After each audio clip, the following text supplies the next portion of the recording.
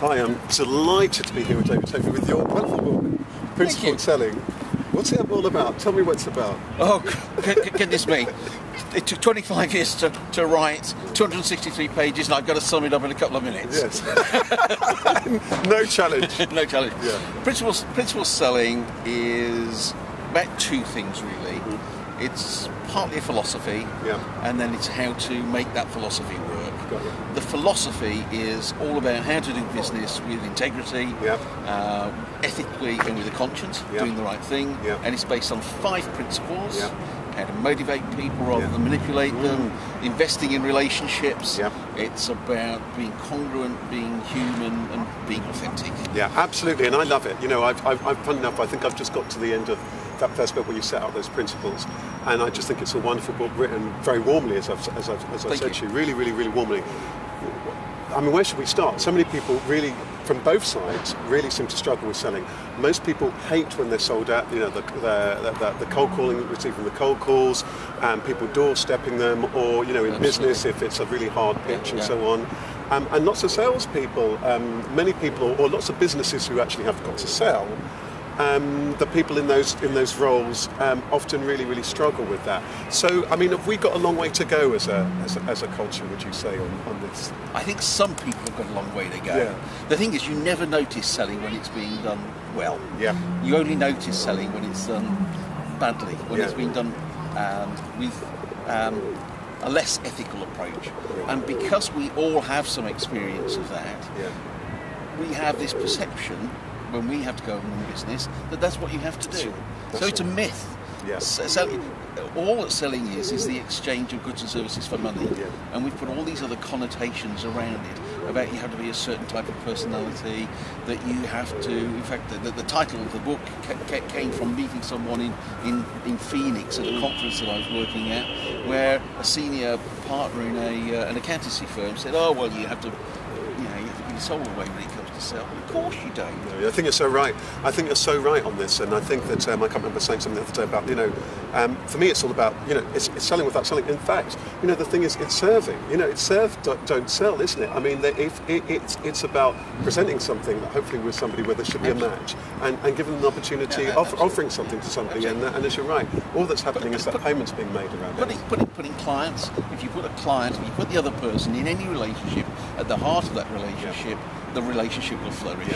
If you show self-interest, then the relationship is hardly likely to flourish. And now there are some people, I mean, tell me a little bit about your background. What got you into this? You've talked about it's taken 25 years of experience in this whole field, but in a nutshell, what's your background? I've been in sales and marketing all of my life.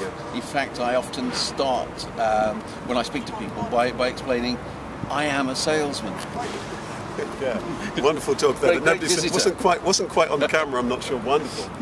I am a salesman. I've been called a managing director. I've been called a marketing director. I've been called a sales director.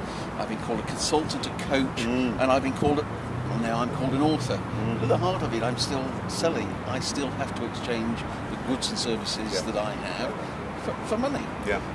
But with the people that it's right to do that with, and in no way do I need to force those services. Well, I learned that a long time ago. What were the sectors? That I come from the IT background. So first of all, hardware, and then software. And ironically, from therefore almost hard sell to the soft sell. You know, I guess you've seen over the years. I've been there. You know, I've been there in organisations that taught what we might call the hard sell. I never used it. My teams never used it. I never used it. My teams never used it. But it was the culture of the organisations, and it is the culture of some organisations still today. I accept that. I just found that there was a better way of doing it. And now this is interesting, this thing about the better way of doing it, because some people, I mean, you've got to be living in a vacuum, I'd imagine, for not to have heard some of this debate about we sell appropriately, and there's been quite a lot of books, and you mentioned that they're not always necessarily what I like about this particular book. It really is written, I think, for anybody, and it's written with a really warm voice, and not necessarily even about from a sales voice. It's about actually what is it you're trying to do, and all this stuff we're talking about, integrity, and all the rest of it. You know, some people might, I guess, are holding on to the notion, well, you're going to, that some notion somewhere along the line that actually you're going to sell more if you're far more bam, bam, bam about it?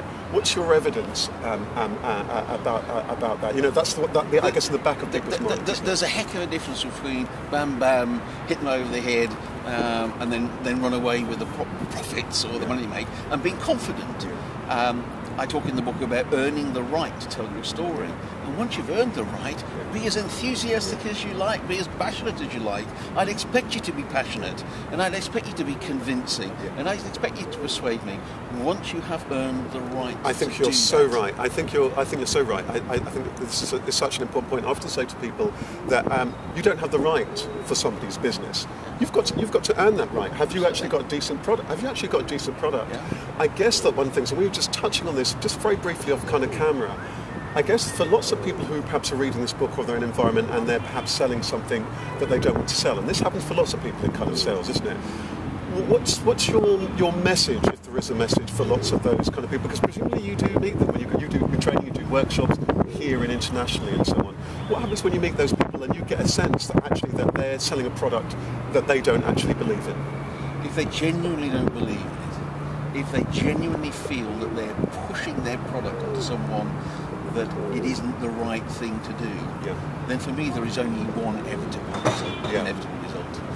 The level of discomfort that you feel, even as a salesperson that can act, and there aren't that many that can act genuinely, that discomfort will show through, and the discomfort will show through to the customer and the client, and therefore figures will be difficult to hit.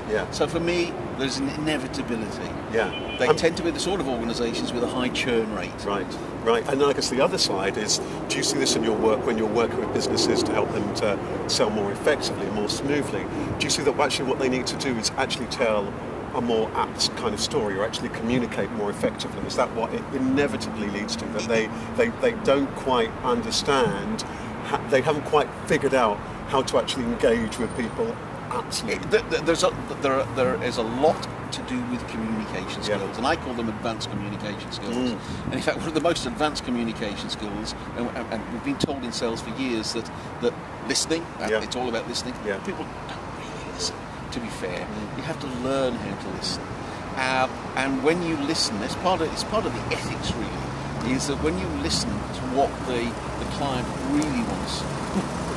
No, we're just about to get run over. Oh no, we're not going to get that run over. If anyone who could almost see that, we almost run over Bertrand.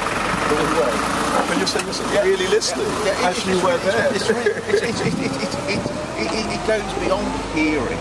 It's about really listening to understand. And most people are listening for the point in a conversation where the conversation stops and they can get their point across. So this is about human relationships. It's not just about business relationships. In any personal relationships, if we don't invest in the relationship by listening to the other person and allowing them to tell us what their world is like, it's always going to be difficult. And of course, if you're selling something, you're very unlikely to find out what you really need. Absolutely. And I think this is what I've really enjoyed about the book, because as you know, this is something that is very, very dear to my heart. So it's been a real joy reading it. I'm just going to invite people to kind of discover the book, actually perhaps themselves at Principal Selling, published by Coco Page, that I know something a bit about that publisher myself. And tell me, what's the best way for people to find, first of all, you, if people are trying to find you? Well, I have a blog, and that's www.principalselling.org. Right. .org. That's important. So it's principalselling.org, and there's lots of stuff on there, because part of the book is about the philosophy. The rest of it is about how you achieve growth in sales without having to revert to any of the old practices. Wonderful, and I'd really highly encourage people to visit the blog and so on, and to read the book. I'm certainly enjoying it, and people can get the book from the normal kind of places, or look up Amazon and Waterstones. Waterstones, absolutely. And we're not far away from the biggest branch of here, but it's a pleasure to be chatting to you, and I'm very much looking forward to. I know we're going to be sharing the stage soon, and I'm really, really looking forward to that. A pleasure. I'm going to leave you to smile and show your book kindly whilst I turn off the camera. Thank you. Thank you, Rashid.